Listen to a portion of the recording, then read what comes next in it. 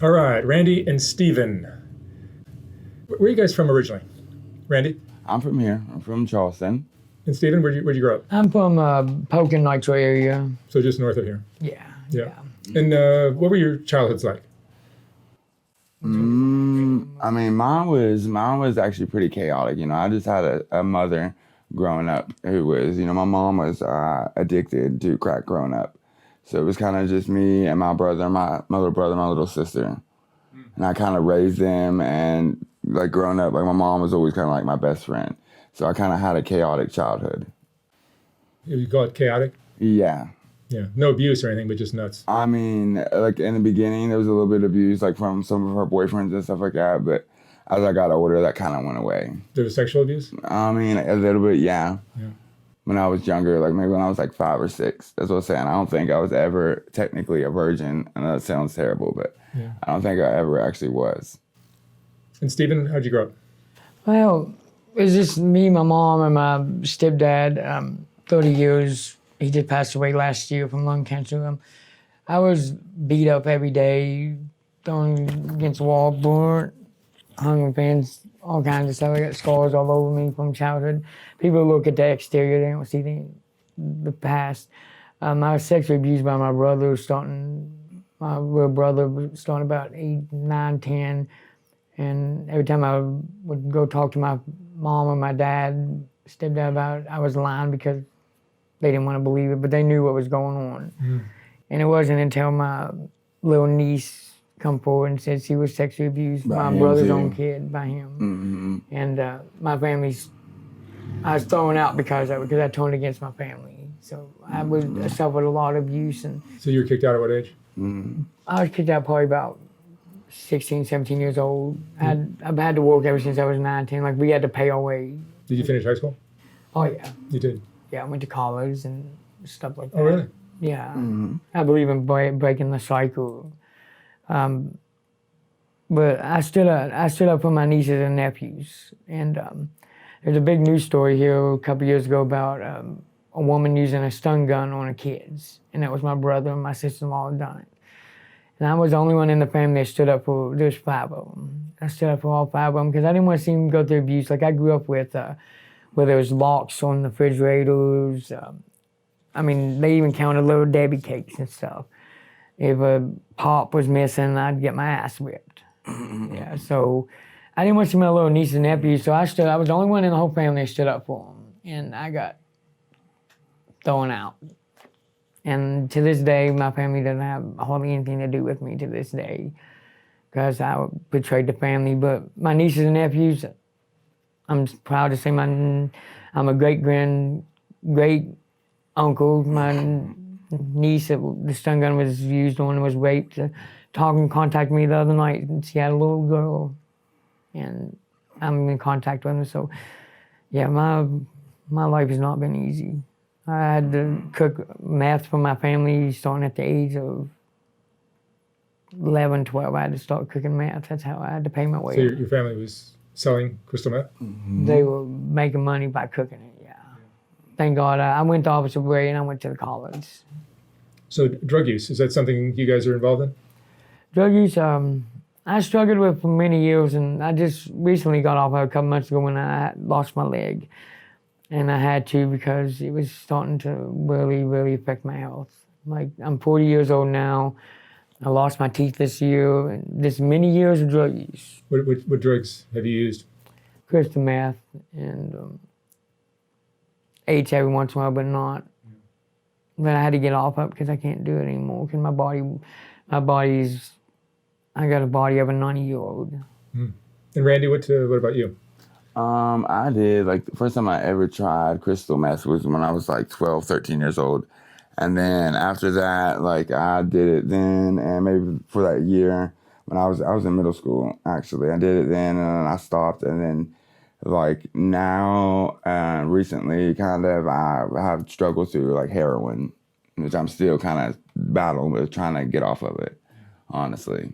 And so how do you guys support yourself now? We have his mentor, like his family friend growing up. He pays our bills, pretty much pays our rent and everything until he gets his disability. And between that and food stamps and stuff and whatever kind of way we can hustle and kind of, Not hustle. Hustle. he knows what I means mean by hustle. Well, Whatever hustle, way we can come up with money, reasonable. trying to do it the honest way. Yeah. Yeah. You ever get involved in like sex work or anything like that? No, I've never did. I mean, I have whenever I was younger, not recently, since I've been with him, no, but, there was a time when I would, get on Grindr and I had guys that I would meet, I had sugar daddies and stuff like that, and John guys and stuff like that that would pay me and stuff like that. See, well, since, in the gay community, we usually, gay people know and be sleeping around. Well, I was, as you say, per se, a hoe at one time, but I never done sex for money. But I was a hoe. Kind of slutty, if you don't my language. But ever since I was diagnosed as being HIV positive, I started an outlook on stuff. I started waking up like I wake up every day sick from HIV. Oh, is that right? Yeah, and I don't want to subject anybody to HIV. I refuse to. How does that affect your relationship with Randy? He's HIV positive too. He's the one that gave it to me. Yeah, as far as we know, but honestly, it's a blessing in disguise because we have each other, And it's nice to know that I have somebody that doesn't, judge me for it and someone that stands by my side and is loyal to me, you know what I mean? So I used to do insulin, the hypodermic needles. And I went to my doctors and I was like, y'all got to change this because, well, I looked out my window over here one day and I saw this old woman and this old man going through the dumpster, taking out needles, like hypodermic needles. That was before my leg got cut off. And I went up there and I told him, I said, y'all may not want to be taking my needles. I said, that means I'd be positive. Because I don't want to see nobody get infected. So I went to my doctors and I had them change it to the pins. That way I don't have to deal, it won't be on my conscience that somebody grabbed a needle from the dumpster and got HIV due to me, even though those that I don't know is taking my needles. Because that's a, if you don't understand, it's a hard thing to carry burden, knowing that if you give somebody HIV, you change somebody's life. Like my life has changed radically where I'm going once or twice a month, blood work. Not just your simple blood draw. There's 20, 30 tubes of medicine, vials they take out of me. The medication's harsh. The medication will make you sick. That's why I don't take my medicine a lot, because it makes me so physically ill. So I don't want to subject anybody else to this. So I'm very cautious when it comes in. If I can just stop it, my needles, even my needles get stolen from the homeless people who come up to my apartment. They were taking my used needles, stealing my needles. If I can just stop one person from getting it, I'm done a lifetime. I don't want, this disease is almost like my diabetes. It's something I don't never wish on anybody, even people I hate. I would never wish nobody on HIV. HIV is terrible. And I don't care what they say, there's medication to help you. Medication, let me tell you something, medication's horse. It's not so bad once you take it and you get in your system and you're used to it. I've been taking it for a year and you get the right one, it's not that bad. It's made me sick every day. Well, for me, I think it depends on your body. Everybody's different, for each individual, honestly. Well, last month I got diagnosed with having MRSA. And they put me in the hospital and... having what? MRSA in my bones. That's what caused me to have my leg. MRSA. MRSA. MRSA, the infection. I'm sure you know what MRSA is. Yeah. I got diagnosed, it was in my bone. And it was a combination of having diabetes and HIV. Mm. And the antibiotics they put me on, I had to take Finnegan and Zofran for the anti-nausea medicine. I had to take both of them together when they gave it. I was on 24-hour antibiotics, a strong antibiotic. It pulled my blood count down, which I had to sign a release because this only antibiotic would fight it, where I was so infected with MRSA.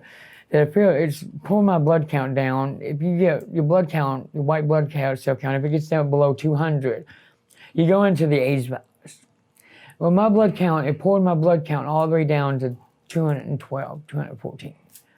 Meaning I only got 14 blood cell counts, white blood cell counts, to fight infections in my body before I go into AIDS virus, which probably, I've been out about a month and a half from the hospital. It's probably turned into AIDS virus right now. So I'm fighting a battle in my life worse than anything I've ever fought, worse than the drug addiction, worse than anything. Is that your biggest fear right now? My biggest fear, yes, and then I have extra stress about being thrown out on the street like I was just the other day. Are you getting evicted from your place? It's already everybody evicted. Like today's D-Day. It's the last day we have to He get didn't out have of a there. problem with me until I got my leg cut off. It's just he just doesn't want to pay the thousands of dollars and make it handicap accessible, even a store. I mean, I don't know how he gets by with a store not even have electronic doors. What, 88? The American Disabilities Act of 1990. Is this the lowest point in your lives? No. This is so much worse than this. This is nothing. What's been the lowest point? This has been my lowest point losing my leg. How about you, Randy? I can't even begin to even tell you for sure what's the lowest point, but this is nothing compared to some of the other things I've been through, honestly. Yeah, you guys have each other, which helps, right? Exactly. We have each other. Yeah. So it kind of makes things easier, honestly. This has been my lowest point, losing my leg. Learning how to walk over everything, learning how to walk. I mean, I got a hospital, I had to learn how to pee and stuff, and I got to get the rest of my knee now cut off, and I'm like, So you have to cut off some more yet. Because they said there's still infection in his bone that they somehow missed. this is the lowest point in my life. I think we've been through worse than this. You go through like depression, things like that. Yeah, sure. bad, really bad. Man, imagine I'm 40 years old, going 40 years learning how to walk. Like, could you honestly, after 40 years, learn how to walk, and then you're walking, and then I have to learn how to do everything over again when I had to have somebody wipe my butt and, to stand me up to use the bathroom, Can you imagine, how would you deal with that? Like, You just gotta take it one day at a time. And that's why I'm here to my help faith you. in God is strong, but my faith is wavering. Like, I know Bishop T.D. Jakes taught us this is only a test. And Bishop Jakes is a big bishop out of Charleston, West Virginia, Cross Lanes. And So here in Appalachia, does it make it, the attitudes maybe are a little different than they are in other parts of the country? Is it difficult to be an interracial gay couple? I come from Polka, West Virginia. I Big don't think racist so. area in this area. Imagine growing up being gay, then you have Ku Klux Klan people, and Jamie over there knows the area I come from. Imagine being gay, let alone having attraction to black guys. Yeah, that's They what I'm have their saying. ropes and their crosses ready for you. When Trust he was me. younger, I I'm had to sure, leave. but like now, today's age, people don't really look at us as different, and they don't really bat at us that we're, in a relationship In this area. like this. Downtown. We're like downtown In this area. Charleston, But if I take him over to my area, which is much more rural. it's different. I don't think so. He has a different opinion. Like, he hasn't My probably mom's been... white, you know what I'm saying? So I He know hasn't been both exposed to the sides. type of people I was raised around. Like, I would Yes, I never have. take him around Yes, I have. people in my neighborhood. Jamie, you know what I'm talking about. He thinks he knows. No. People has hidden covers. People wear sheepskins where I live. I mean, yeah, there's no way in hell I would ever take him around my neighborhood in daylight, let alone in nighttime, honestly, to be honest. What was the best times of your lives? Randy? Meeting him, Yeah. waking That's what I'm up saying. every day, him next to my side. Yeah, that's what I'm saying. Kind of meeting each other and getting to know each other. It's been pretty good, honestly. That's nice to hear. A lot of people are surprised, like There's been a when lot they, of ups and downs, but overall, How a long lot have of you people been are together? surprised, like 7 years. 7 years. a lot of people are surprised, like when they find out where I'm from, and then find out I date black guys. Be like, how the hell did you make it? Of course, and he knows. One day we was at Tudor's in Nitro, and I was sitting outside talking to this guy, and if you talk to me, I'm not. You can't really tell I'm gay. Okay. Once you get to know him. They should get to know me and know me well, because I was raised in an environment where, man, you gotta be a man. You can't, feminist, no, hell no. Get you hung across. But we was at Tudor's eating breakfast one day, and Randy was in the car, and I was sitting talking to this old white dude, old man. And he's like, these damn queers and these niggers, and this, sorry, excuse me. And so I'll tell you something, I'm talking about gay people being married and stuff.